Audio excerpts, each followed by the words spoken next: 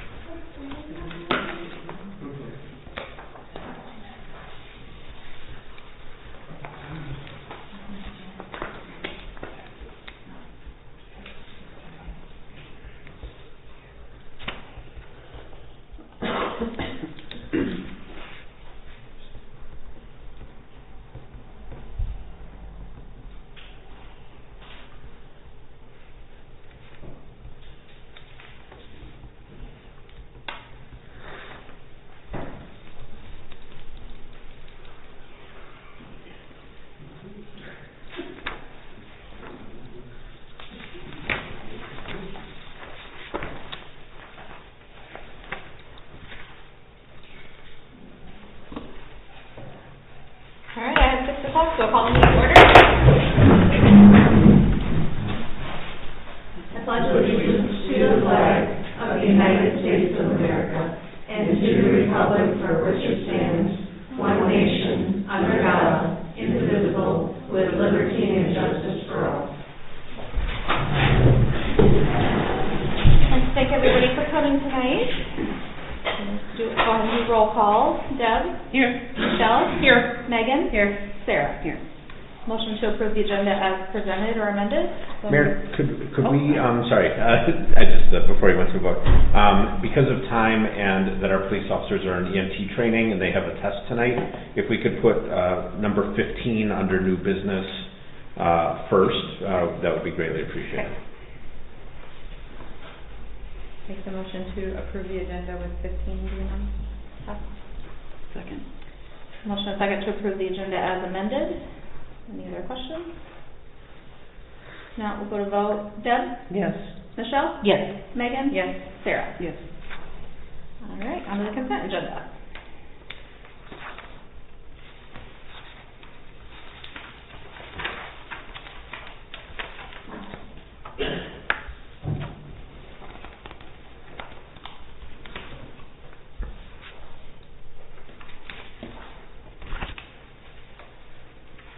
Make a motion to approve the consent agenda. Second. Motion and second to approve the consent agenda. Any other questions? Now we'll go to vote. Michelle? Yes. Megan? Yes. Sarah? Yes. Deb? Yes. All right. Updates on presentations. City Administrator update. Great. We will keep it fast because we've got a super loaded agenda tonight. So first couple things, the strawberry will be coming down in the coming weeks depending on weather. We had a tentative date to bring it down, but it looks like it's going to be super cold that day. So we will do our best, but we may have to make a decision like within a day or two. So as soon as we know exactly what day it's going to come down, we'll start our social media campaign. we'll have pictures and videos from the events, and hopefully we won't witness it rolling down the street like one time before. So anyway, that'll all happen, and then that will trigger all the things that we've previously discussed, including the fundraiser for seeds and social media campaign. So exciting stuff around there. Next, I have the property next to Nading's that whole deal is finally closed. It's been paid for. It has been, the survey has been recorded, and a warranty deed has been issued, so that project is done. I should have other updates on other properties in the next meeting or two. I have received, thanks to the fire department, I have received the fire department minutes.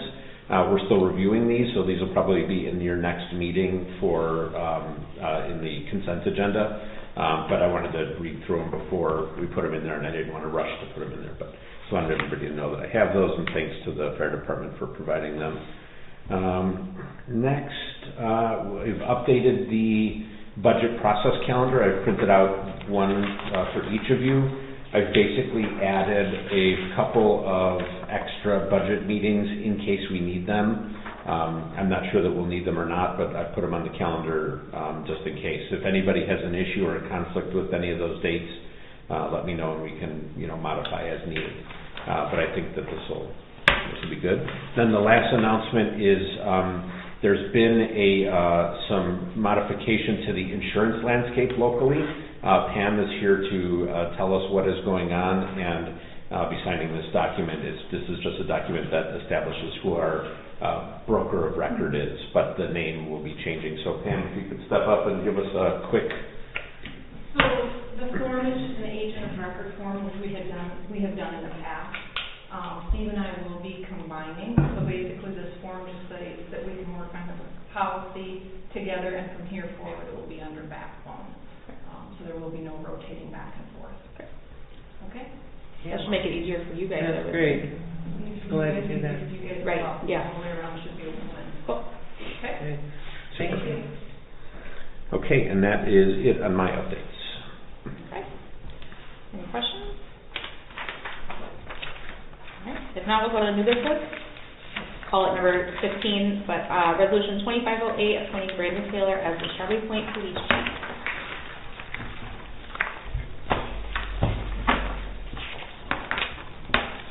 I so move resolution 2508, appointing Brandon Taylor as the Strawberry Point Police Chief. Second. All right. Motion is second. Great. So as you've all been informed via email, our police chief, Ryan Evans, of 11 years, has tendered his notice of retirement. And so we thank Chief Evans for 11 years of service to our community. And after discussions, and a succession plan in the police department, we've nominated Brandon to take his place as Strawberry Point Police Chief. So that's what's on the table this evening.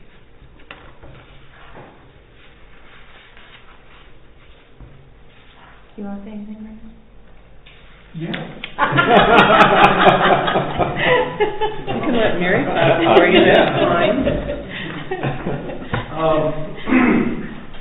Yeah, I guess, I just want to thank everybody for the opportunity, obviously. It's good to be back in town. Working with Levi, we got a good team, a lot of good things in mind that we're going to keep moving forward with, and good trainings, and just kind of a lot of ideas that we've been kind of throwing around, but yeah, we're excited. We're excited to keep building and, provide the best police department, best service that we can.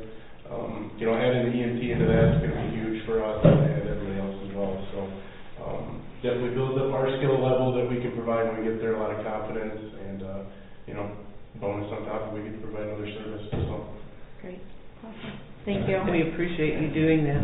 Yeah, absolutely. Yeah, so should this move forward tonight, we'll have a swearing-in ceremony at next week's meeting, because that'll be around the time that Chief Evans will have his last day.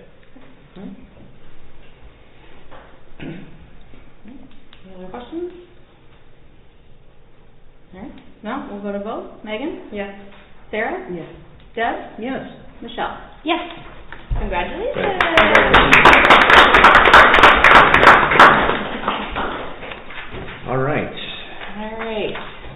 we'll go back to number 8, motion to approve Chamber of Commerce use of ball fields for Strawberry Days 2025.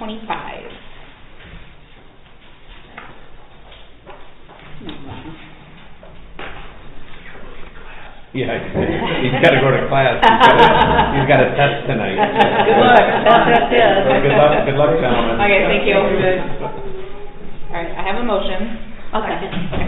Motion and second to approve Chamber's use of ball fields. So this is a perfunctory sort of thing that you guys do every year, so unless there's any questions, I don't really have anything new to add that you don't already know. I would just ask that they reach out to Junior Stars Board to let them know what day. Okay. That way. Okay, I know and who's here from the chamber on this side? Okay, so you heard that right? All right.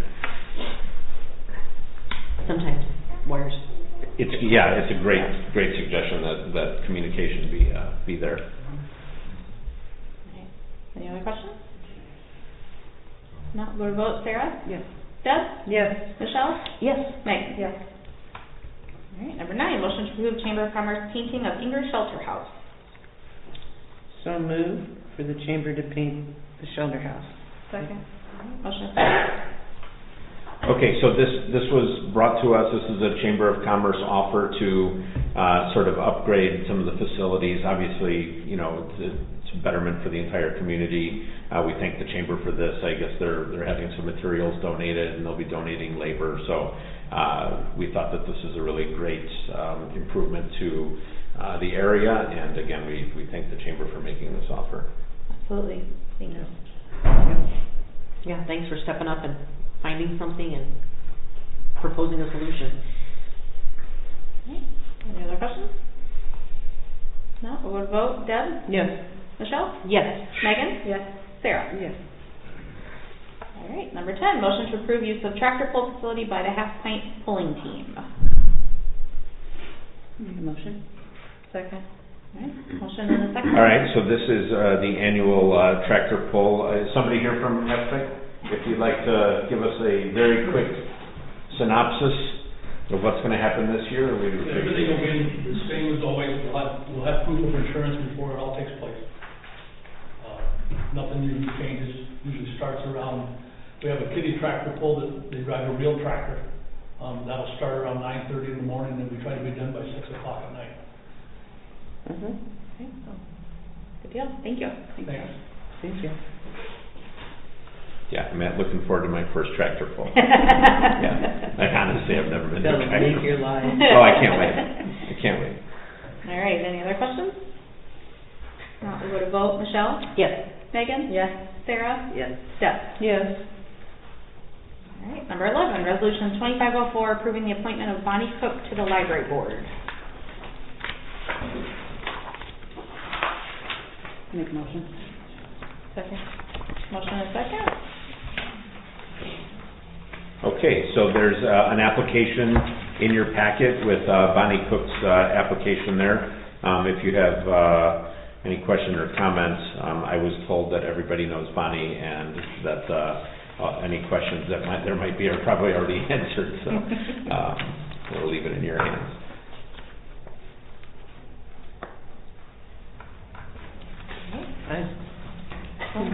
First and second, yes? Yes, I do. Okay. Any other questions? Now we'll go to vote. Megan? Yes. Sarah? Yes. Deb? Yes. Michelle? Yes. Number 12, resolution 2505, a resolution approving the capacity purchase agreement with Dairyland Power Cooperative for MISO planning year 2025-2026.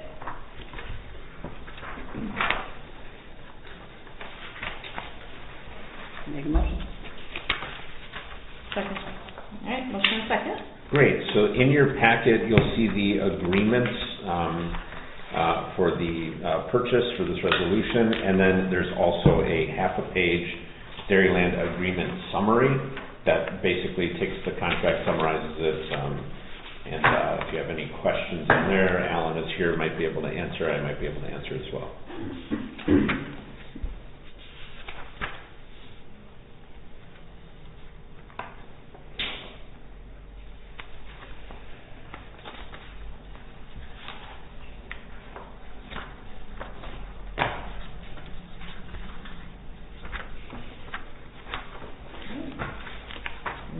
questions?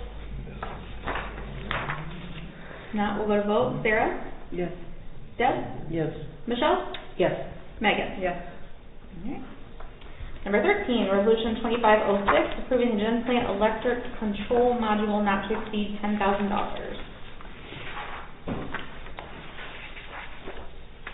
So move resolution 2506, approving the Gen Plan electric control modular not to exceed $10,000. Second. Alright, motion and second. Okay, great. Alan is here, can answer any of these questions on this. Alan, do you mind giving a quick overview? This is a necessary piece of equipment that I'm not qualified to get into the nuts and bolts on, and if I do, I might get electrocuted. So, we'll let Alan discuss what it is, and then this also, if you could touch on how this, financially benefits us, reduces that other So project. on about January 10th, I was up to the Gen Plant and I see that on engine number 1, the engine management controls, which there are one for each engine. Basically, they monitor the functions and kind of control some of the functions of each engine individually. One of them had a bunch of alarms on it that wouldn't clear off. I had a Caterpillar technician come in, look at it. Basically the electronics and computer on that piece of equipment had failed. So that piece is replaceable for $5,800 for that particular piece of equipment. He estimated about 5 hours to install it, which I don't know what they get per hour. It is a couple $100 an hour, so $1,000 there, and some travel time, $200. So 10,000 should easily catch it.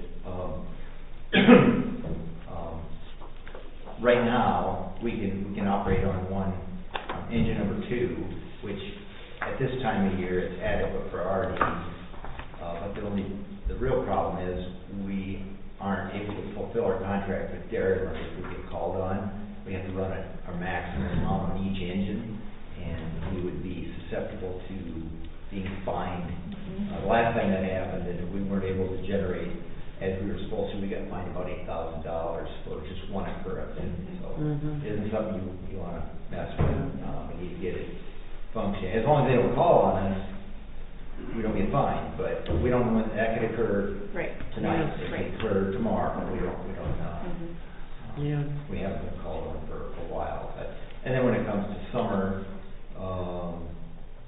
we would not have enough power from one engine in the summer. When it gets really, really hot, we wouldn't be able to generate our full power anyway. So, those are the repairs for that. I have a couple questions. What is the turnaround time for this then, if it's not functioning now? I don't know that I really asked him that, but he said they're available, so I would assume in a relatively short time we can get the part in, and then they can. I would think within 2 to 3 weeks we should be able to have that there. And then is there warranty on that part? Yeah, there's like a 5-year warranty or something. And then are they responsible if it takes anything down while installing? The only thing they don't have to shut the power off. There would be no interruption of power for anybody while he's working on it. It really only concerns that one engine. It doesn't really have, he's not dealing with anything that's live according to our system.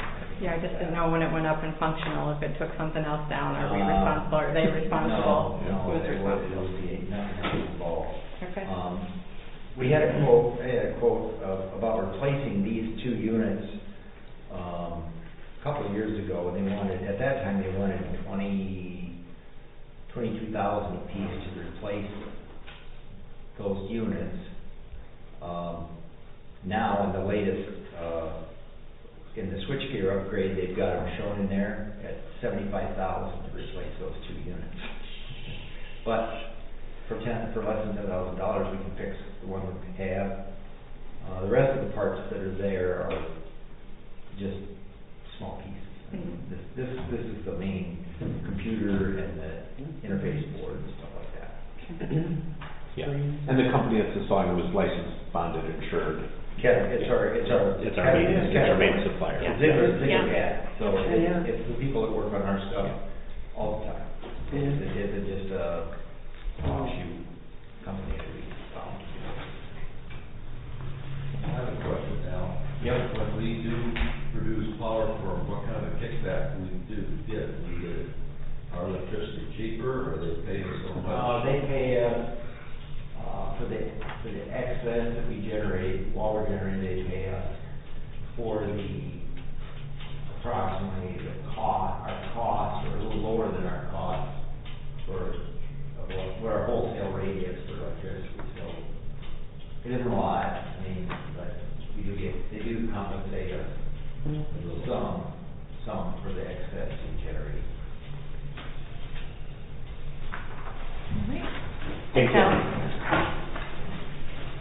Any other questions? If not, we'll go to vote. Deb? Yes. Michelle? Yes. Megan? Yes. Sarah? Yes.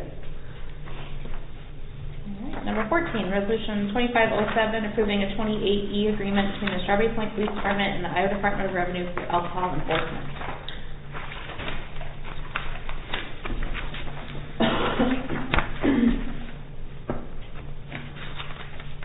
I so move for the resolution 2507, approving the 28E agreement between Strawberry Point Police Department and the Iowa Department of Revenue for alcohol enforcement. Second. Motion second. Great. So this is a proposal from the Iowa Department of Revenue that is aimed toward reducing the sale of alcohol and tobacco to minors. And so what this does is it compensates the city if we choose to do enforcement checks from time to time on places that are selling alcohol and tobacco. So obviously we love to do this work to make sure that the community is safe and that people are following the law.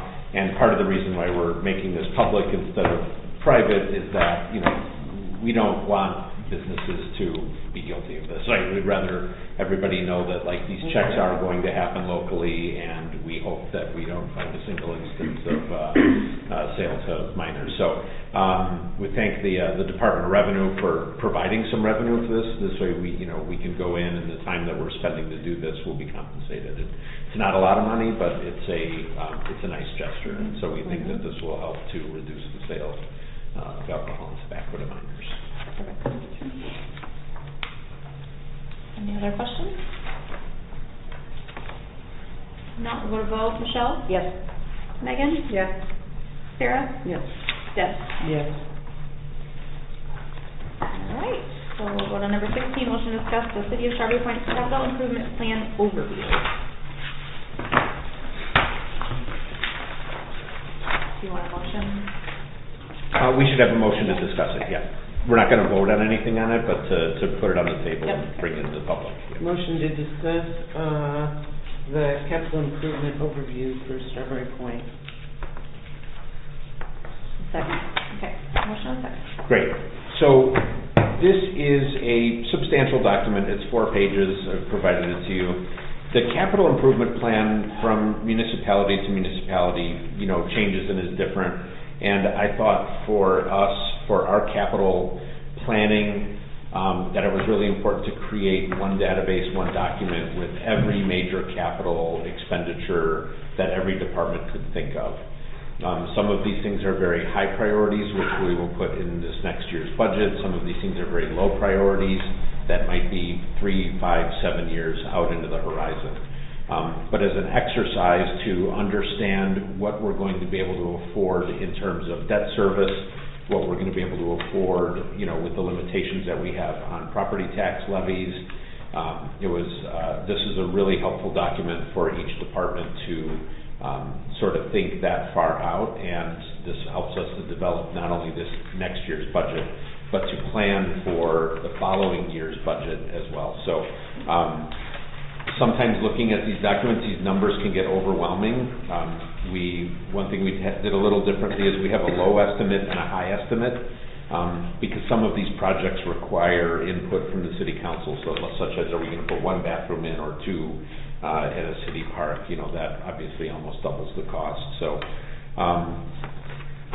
this document is, a live document, living updates are made. This is just a summary. The actual document that we have on the computer is much more substantial with notes in it, It has some justification impacts to the community. If there's any regulatory issues, if we need to get the DNR to approve something, so on and so forth. So, and that will act as the project management hub for all of these projects as we move forward. So the discussion that we're going to have next is a goals-oriented discussion, and it will help us to determine which of these projects go in each year's budget, and if we're going to go on the higher side, if we're going to go on the lower side, or if we're not going to do it at all. So I can answer any questions you might have on this document, and I know it's a lot of information, and so it's just meant to, I know that you can't digest all this information in one short meeting.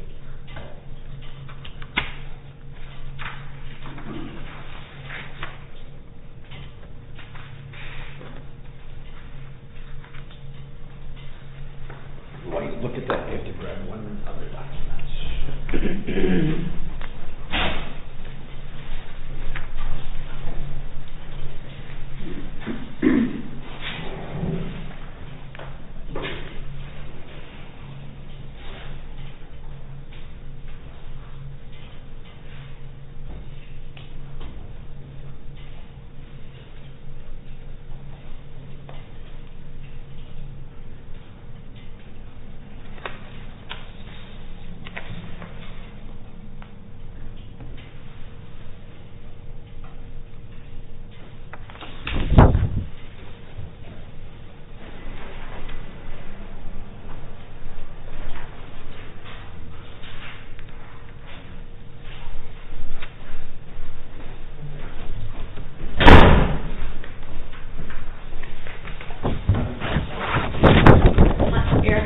Water meters, are we we were buying some every year, so are we replacing those again now and Yeah. Yep. The levels over the Yep. 10-year Yep. period. Okay. Start over. Yep. Yeah. Okay. And these new ones, Eric, could you tell them about the technology change and how this is gonna? So now we're doing radio reads where we still have to go around. Mm-hmm. I'd like to switch to a cellular where Jesse can just pull it right off the desk. Yep. And then it would also give us daily information. If somebody's using too much water, we'll get notified they have a problem. Okay. They have water somewhere. Save a lot. That would be Yeah. Yeah. And this is the kind of project where we just sort of need to put an annual budget for that line item, Mhm. and then we will do as much as we I don't want to can. do it all at once. Yeah, Right, yeah, right. you Yeah. couldn't. 4 or 5 years. Right. Yeah. Yep.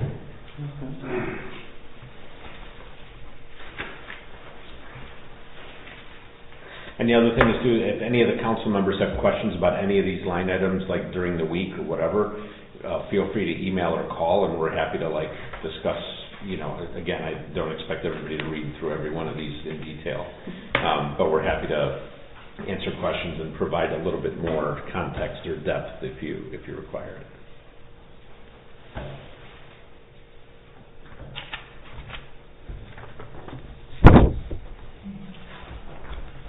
Does anybody else have any other questions?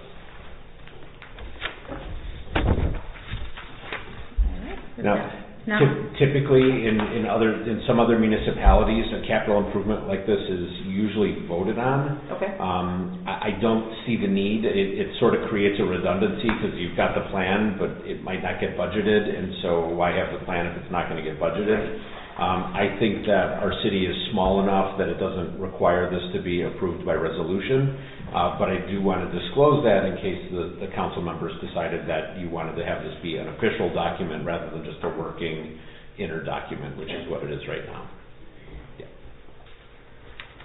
So the question is, everything here that's listed under our high priority, we're looking at for our next budget. We would like to factor everything that's a high priority into the next budget, and maybe some of the things that are medium priority, depending on cash flow. Yeah. Okay. Thanks everybody for your work. That's nice to have. Yeah. It's been a really nice process. Yeah. Much needed. Okay. If there's nothing else, we'll go to number 17. Motion to discuss City of Strawberry Point goals.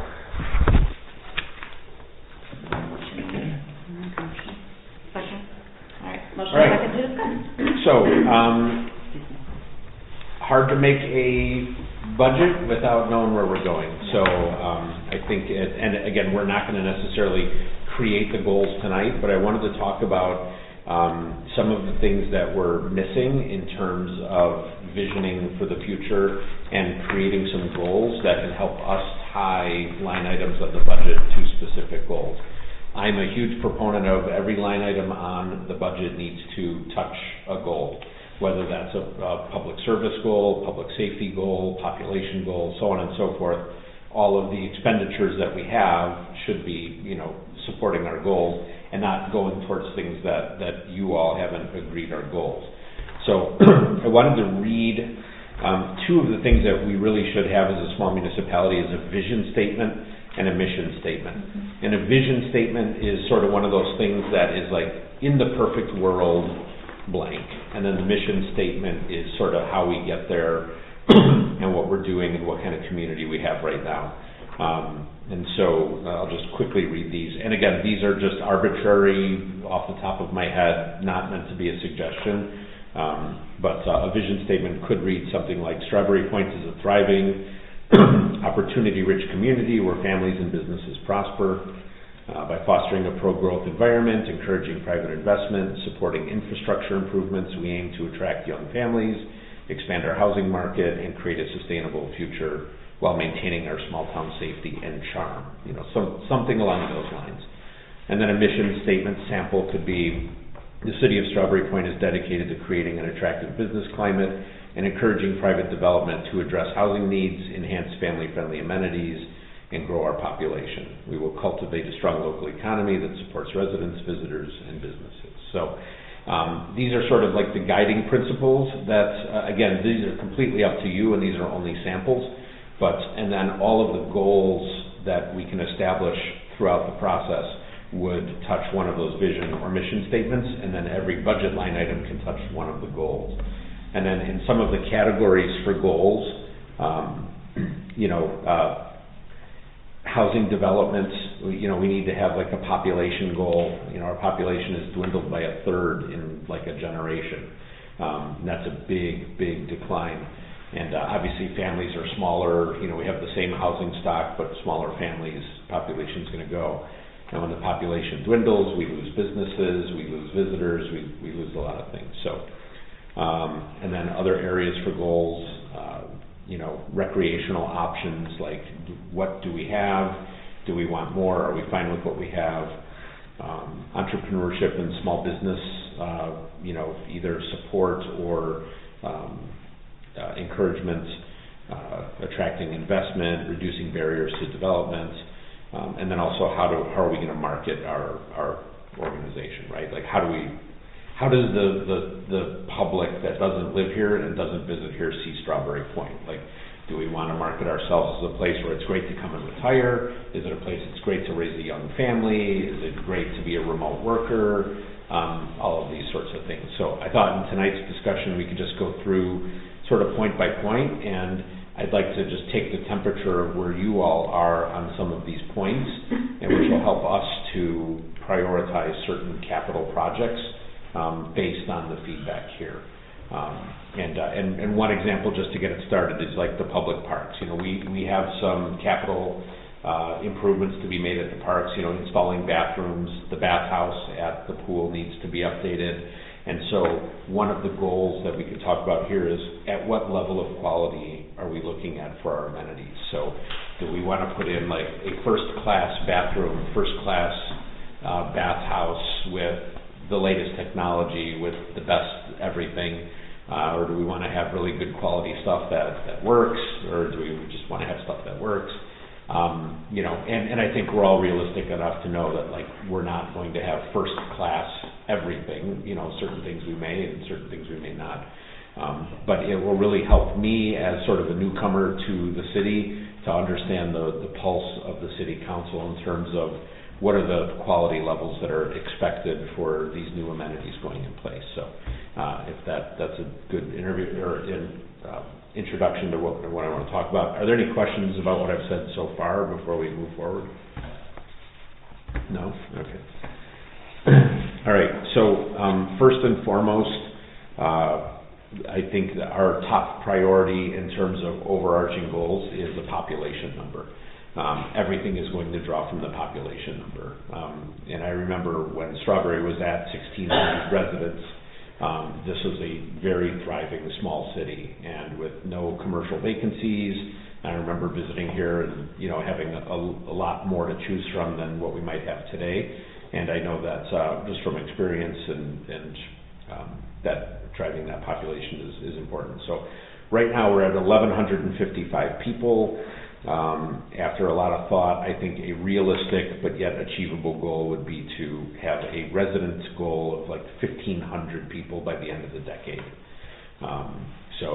And as you can imagine, a goal like that will require, you know, us to attract some housing developments and to provide some housing options to bring people, because obviously we're not going to bring larger families because they don't exist like they used to. So anyway, just some discussion points around the population goal, and if you think that that's accurate, or if you want to alter that.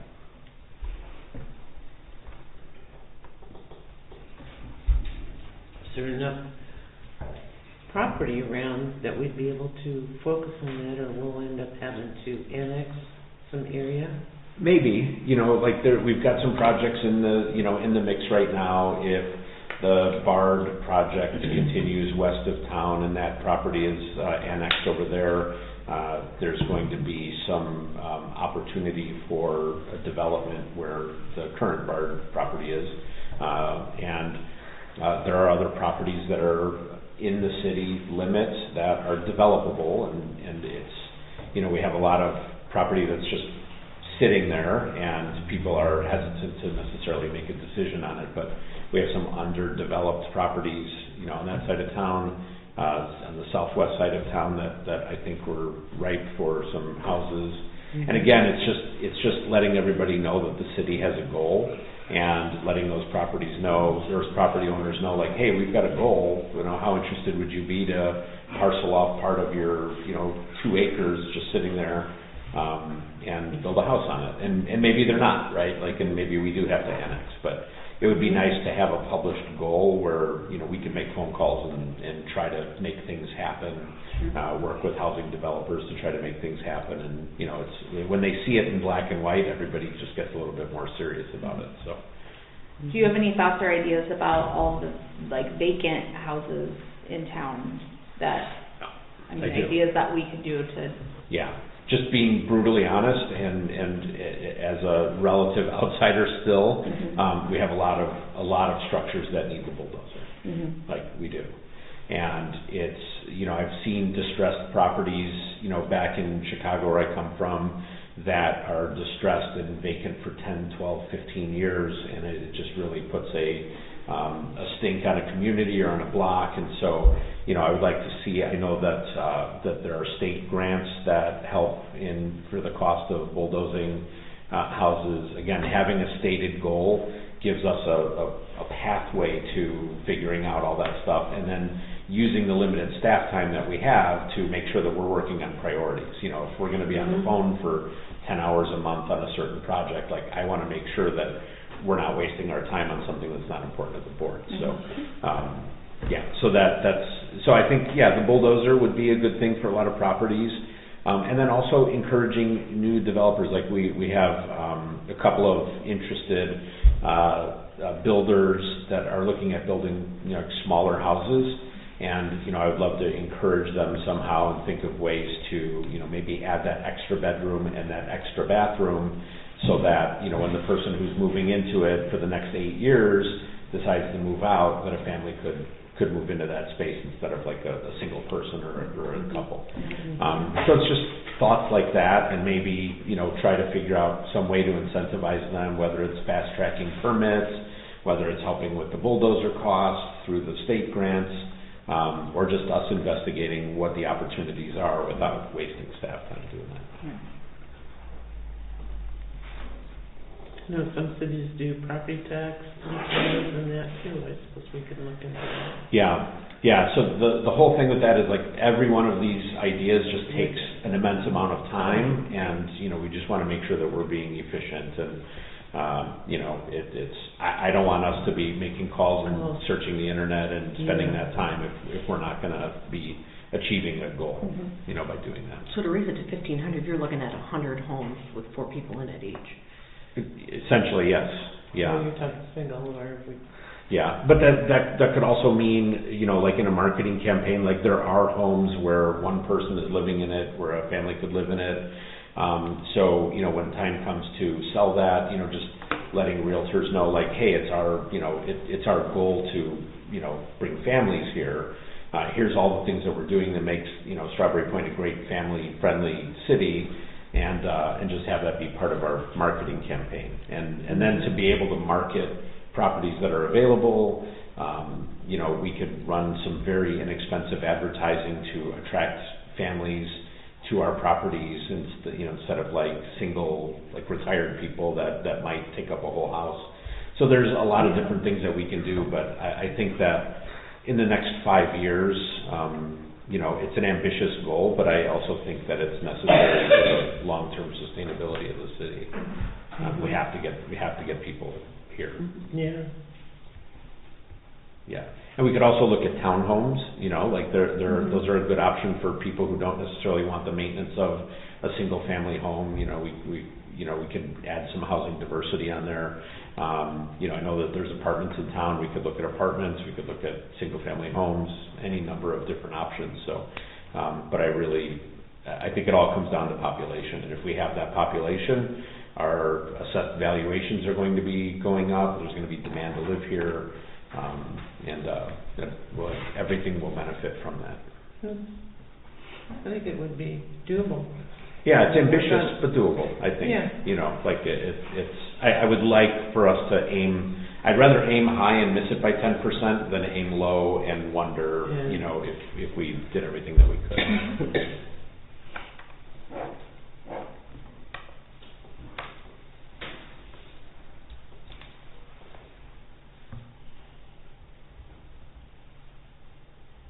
Yeah, and we don't have to agree on this number tonight. Like, this is just the starting point in the discussion. So, yeah, like some of you are looking at me like I'm normal, and some are looking at me like I'm crazy. So I'd love to get some feedback. We already know. Yeah, some verbal. So I guess my thought is, we're talking like people coming into building houses, not subsidized housing. Not subsidized. No.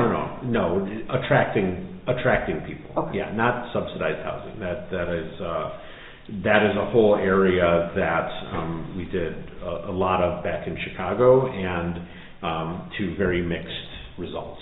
And I don't think that that's for here. Like, I don't think we have the capital to be able to do that. I don't think that we have the buy-in either from the public to want to do that. So I'm talking about marketing the city, promoting the city, you know, because right now, you know, as a relative outsider, like, my perception of Strawberry Point, having been a frequent visitor over the years, was that we have a very aging population, and there's a lot of retirees here, but that the young families have dwindled.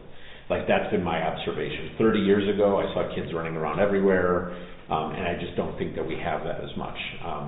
Again, that's anecdotal, and that's just my own observation, but the population numbers sort of back that up, because they have gone down a few hundred since I started visiting here. So, yeah. And we're not going to have any more kids. Right. Right. Unless we bring in the young It's up to you to repopulate Strawberry Point.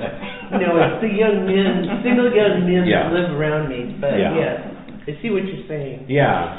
So that's kind of where I'm at. But no, this is strictly private investment, and also not just private investment, but, you know, having 3 or 4 people come and use a house that was designed for 3 or 4 people instead of one person taking up that house, just because it's inexpensive, and, you know, the cost of living here is pretty affordable. Yeah. I think it's a starting place. I think, you know, you gotta have goals, you know. Yeah. Do you think the number is unreasonable, or you think it's? I mean, in what, 5 years you wanna see it, 10 years? I mean, Yeah. I don't know. I mean, I think if we set goals, I think it's something we need to revisit very often when we're making decisions. Definitely. To try to make those happen, I guess. Yeah. Well, we can always say in a year, what have we done to Yeah. help with this? Well, the plan is to have established goals that we do review every year before budget season. So Right. where are we on this goal? are we tracking, are we lacking, what can we do better, you know, so on and so forth, so, okay.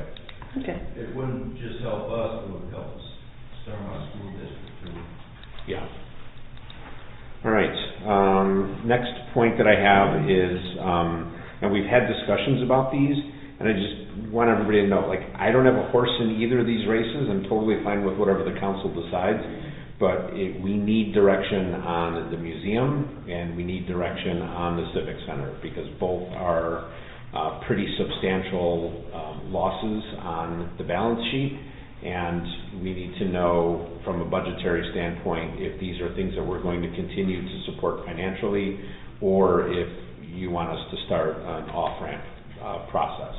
Again, and none of these things are going to be immediate. You know, like if the city council wanted us to off-ramp one or both of these properties, you know, we would be calling them tomorrow saying, you know, you're out. You know, our intent would be first to gift the properties to the entities and have them start to take over the responsibility and the liability and the insurance and so on and so forth.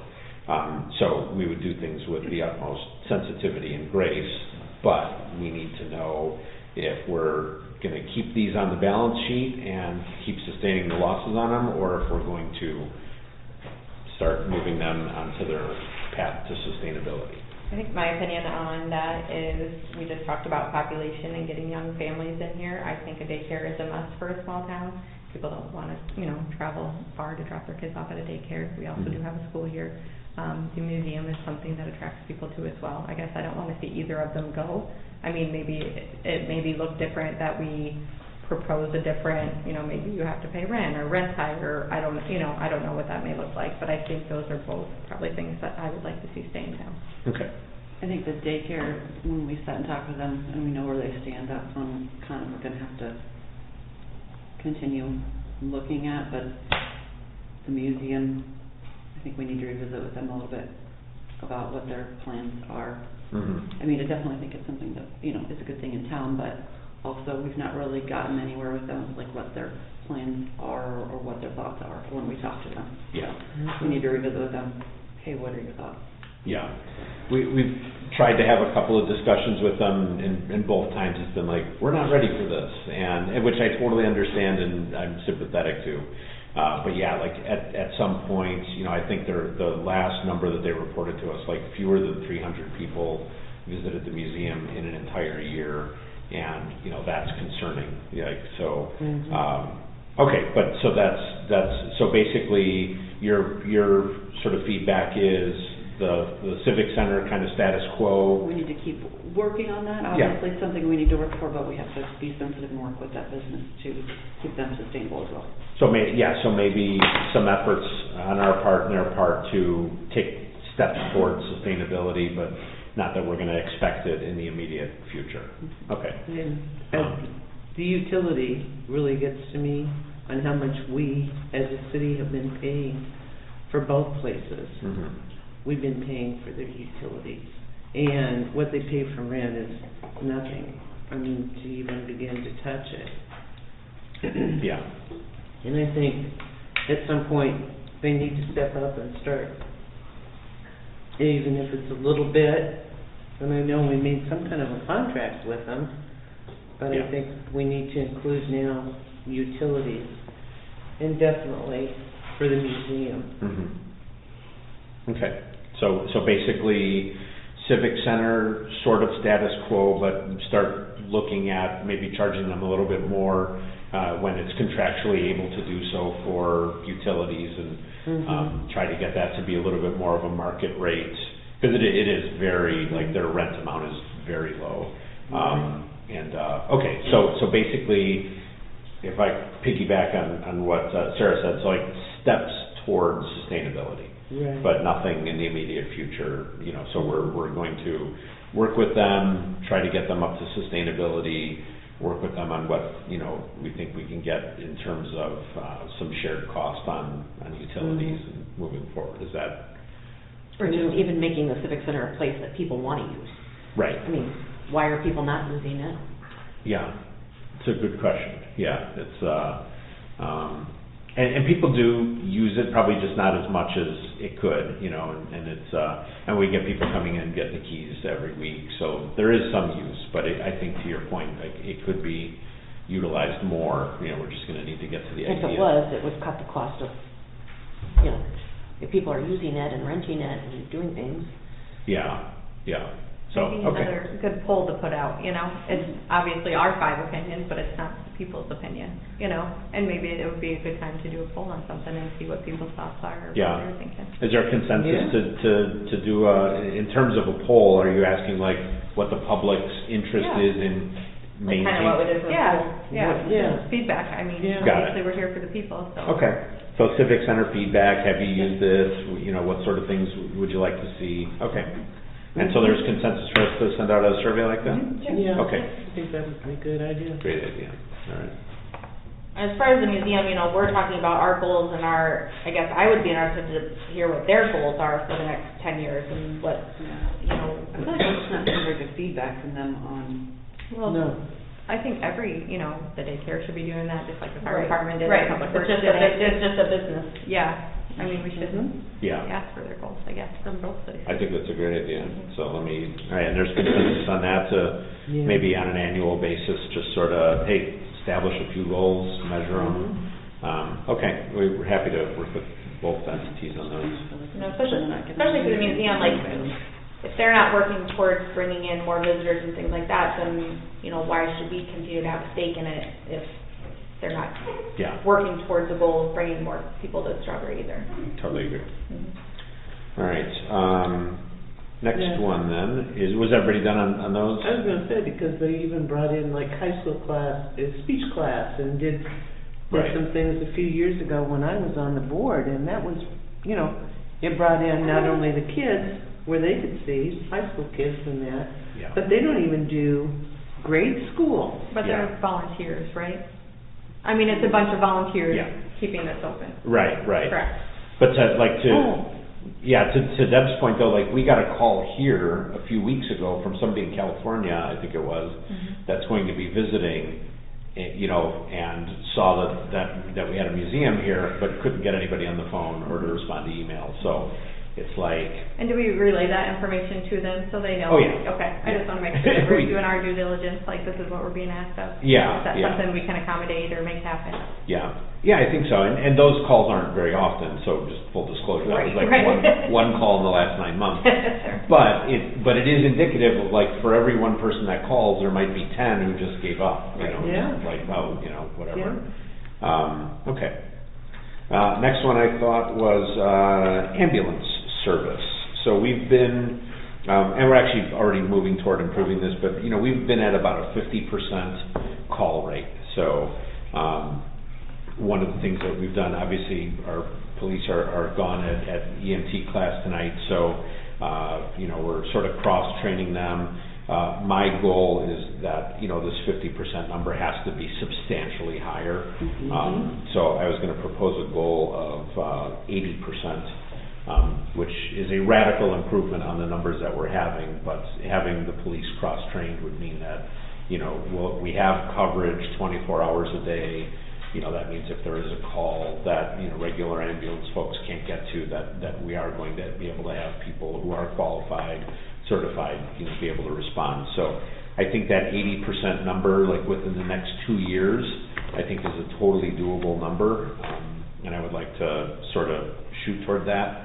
And I think that this really ties into, you know, families and, I mean, it's everybody, right? But like, everybody wants to know that when they call 911 that the ambulance is going to show up and not one that's coming from 30 minutes away.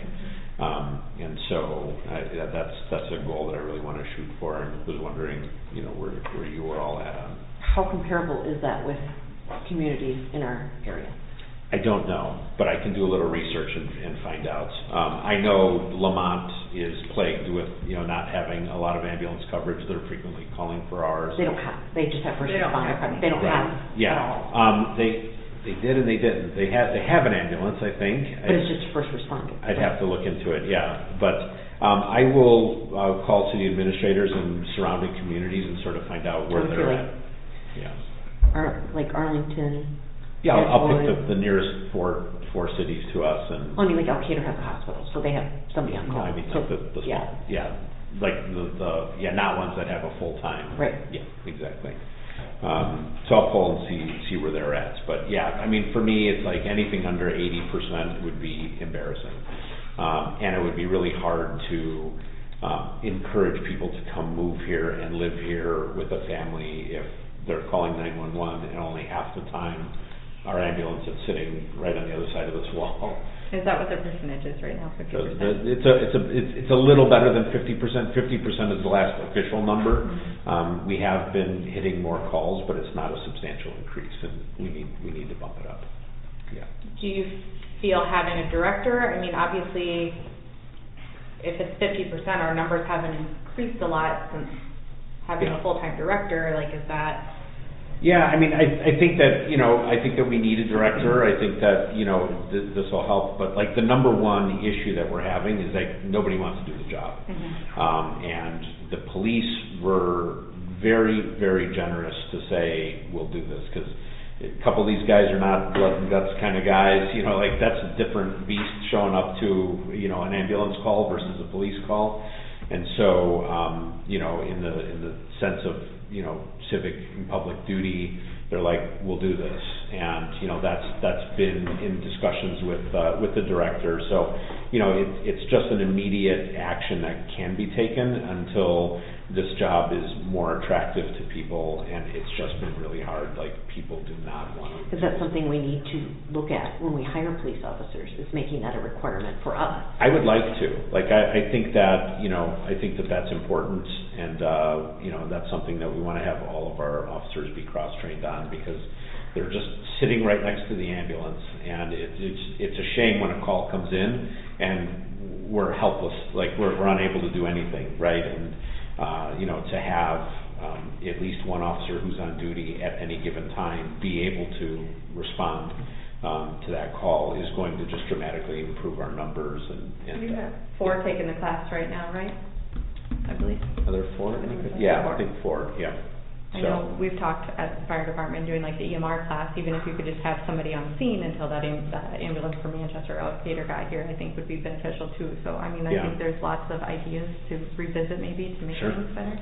Yeah, like anything to increase that number, and in the end, it's just who wants to do this kind of work, and it's a very specific kind of work. Well, it's not a Strawberry Point problem, it's all over. I mean, I've been reading every small municipality is having the same problem, and but I feel good. I feel like this is achievable in the next 2 years just by cross-training people. And to your point, like having it be a requirement, like right now it's sort of an unwritten requirement, like everybody has stepped up to do it. But I think moving forward, making it a requirement is probably a really good idea. So thoughts on the 80%? I know, it's great.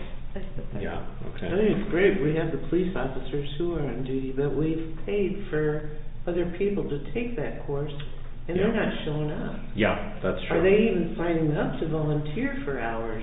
Yeah, there are some discussions happening with people who have expressed an interest and have taken some of the training, but are not showing up on the calls, and so we're looking at saying, sort of putting a line in the sand, like if you're not showing up to X number of calls, then we can't rely on you at all. We understand that people have other jobs, we understand this and that, but if you're going to do it and we're going to pay for training, there has to be a baseline. You have to show up to something at some point. So those discussions are happening, and they're a little fluid. So when we get a little bit more formal, once we can come to an agreement with some of these folks, then we'll get things in paper, have an agreement with us that, they're going to make every effort to be a part of the department. Yeah, I think if we're going to forecast the money, they need to be there. Totally agree. Sign up. Yeah. I mean, it's voluntary, yes, but they know when they're not going to be working. Yeah. That they can sign up. Totally agree. We have 8 drivers on the fire department that is paid for the ambulance stage. So it's not that we don't have drivers. Right. We just don't have Right. fees. Yeah. We Well, can't yeah, go you without show up one. to drive, but if there isn't anybody Yeah. to jump in the back. It's got to the point, in the middle of the night, people aren't getting up and getting dressed, and they're just looking at their radio to see if anybody's responding. Yeah, you just sit there and wait at the station, Yeah. or down below, and nobody starts, but. Yeah, and look, nobody feels good about it, right? Like, if you're the driver and you've got doubts if your EMT's gonna show up, that's demoralizing. Yeah. It's, like, we get the calls in here, you know, for Very scary to ambulance. hear some of those calls, and Yes, have no very response, scary. saying, sorry, And- your yeah. ride's 30 minutes out. you Exactly, know? and we hear them, and, you know, just the other day, there was a call that sounded like the type of call that needed an immediate, you know, sort of response, and the response was 22 or 23 minutes away, and that's scary. I didn't know if we've ever approached, you know, we have the medical center up there, if they would be willing to do any type of coverage, you know, during the day. Mhm. I don't know if that's an option at all, or maybe it's not even. Let's have that discussion during the week sometime and explore that, because, and anything that can improve these times would be, you know, it's hard to attract people to come and live here if that's the case, you know. So I definitely want to improve this, and I think this should be one of our top priorities, and I think that, you know, we'll need to make any and all staffing decisions that will, you know, achieve and accomplish this goal.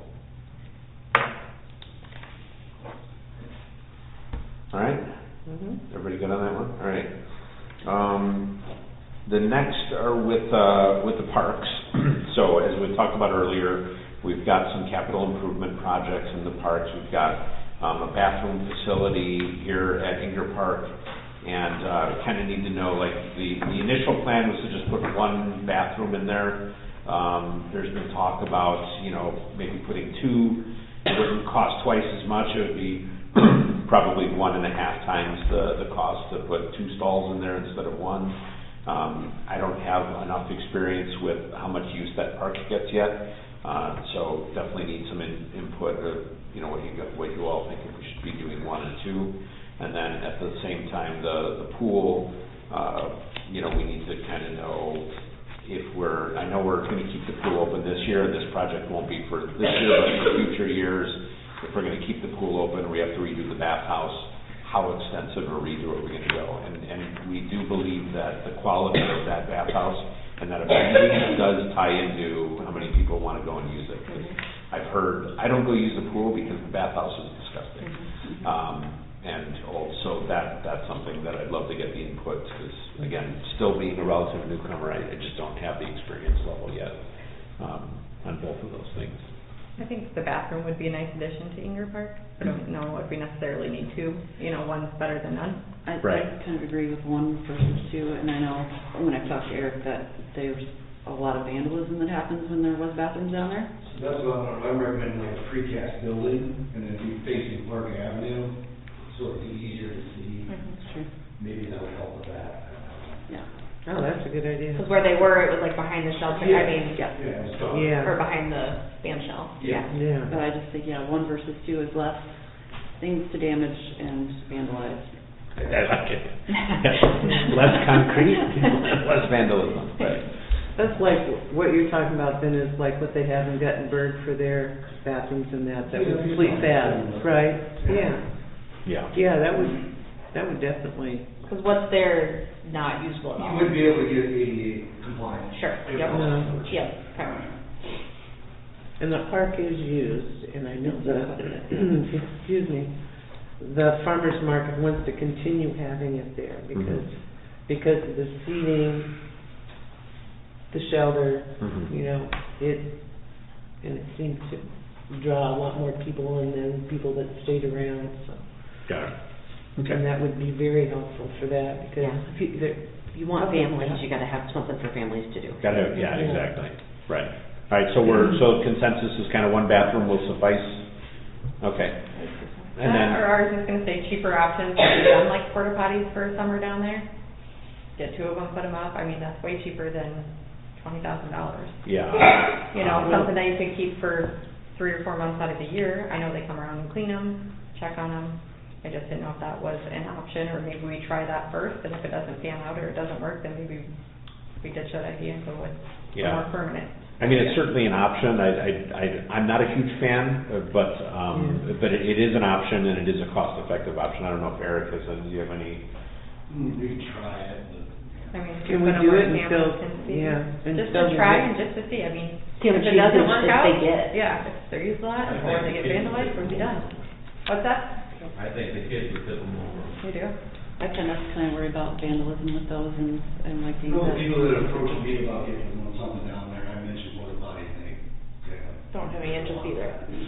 They have the But same if look you on got their face they would have Yeah. in the door. We're gonna have to But if clean you it and have to maintain it. go, at least you got someplace to go, Yeah. because you don't, I mean, when you consider up here in Yeah. the main business area, they pretty much all shut their bathrooms off for anybody to use. Yeah, I mean, to me, it seems like a good investment to have at least one permanent bathroom that's used down there.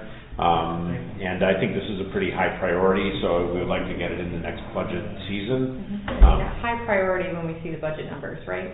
Like, Yeah. we see numbers, I mean, we Yeah. don't really know much. Yeah, obviously, yeah, if we can, if we can afford it, which, Yeah. Again, it's just one of those things where if it is a priority and a goal, that helps us to prioritize the spending dollars. If it's not a priority and not a goal, then, yeah, porta potties and whatever, I guess I wouldn't put it on a high priority, if we need plow trucks or whatever to get things done that have to be done around the city. I wouldn't be necessarily high on my top thing to have a bathroom in the park. I And- think utility vehicles are gonna trump a bathroom, of course, and we Sure. could go with porta potties for a year. right. I could get I what put you're it as a saying. higher priority because I've had a lot of people approach me. Mhm. You have you. Yeah. Well, And maybe I more, might consider what you're and people saying. might have more activities down there if there was a bathroom. Yeah. Yeah. But to your point, like, we could put it in the budget for the next prior year, and then if the budget is untenable, then we'll have to prioritize what's in the Yeah, budget, sure. right? It makes sense and it gets cut. Yeah, so, okay. That was all I had as far as like sample stuff to talk about. I don't know if there are any goals that you have all been thinking about or things that you would like to see the city accomplish over the next, few budget years. And I don't want to put you on the spot either, like if you think of them throughout the week, you can email me or call. There's a lot to process. It's a lot. There's a lot here, and so again, today was just to initiate the discussion and think about it, and then we could have a follow-up discussion next week at the board meeting. I can take some of the thoughts that we had today and distill them down into some of the goals, and then that'll help us because we're by next week we should have a sample expenditure side budget, and then we're still working through the valuations that that the county just put through and how that's going to tie into the revenue side of the next budget season. So, but we're in pretty good shape, and this discussion is certainly helpful. And if you do have other priorities and other goals that you think about, that'll also be helpful. Can I circle back to Campbell? The exterior bathrooms on the pool, are those still operable or not? Well, they are until we winterize. Okay. We do leave them open all summer. Okay. And then there's the other one down below that. Well, yeah. I wonder if people realize that there are exterior ones on the, I did not. I did not know Oh. that. And we go down to the park. Oh. I didn't know there was, so you just said that on the. Yeah. I didn't know that either. so, Yeah. It's like the porta potty. well, no, the ones in the bathhouse. Oh, but you must. Well, no, yeah. We might as well tear that down. Yeah. But yeah, there are exterior bathrooms on the bathhouse, so. Because it needs to be fined or something better. I don't know if they say restroom. Do they say restroom on them? I think they do, don't they? Aren't they in block letters or something? Something. No, okay. All right, that's all I had on that, unless you guys have any further discussion. Thank you for all your work on this. My pleasure. Yeah. It's been fun, and honestly, I feel like with the capital improvement plan and the goals, like I've learned more about the community in the last 2 months than I had Sure. 6 months Yeah, before. absolutely. Yeah, when you get your, fingers in the, in the Yep. salad and you Yeah. mix it up, that's where you learn a lot. So you toss the salad. Yeah, exactly. All right, any other business? No. Motion to adjourn? All right. Thank you, Thank you, everybody. All right. I'm gonna shut the camera.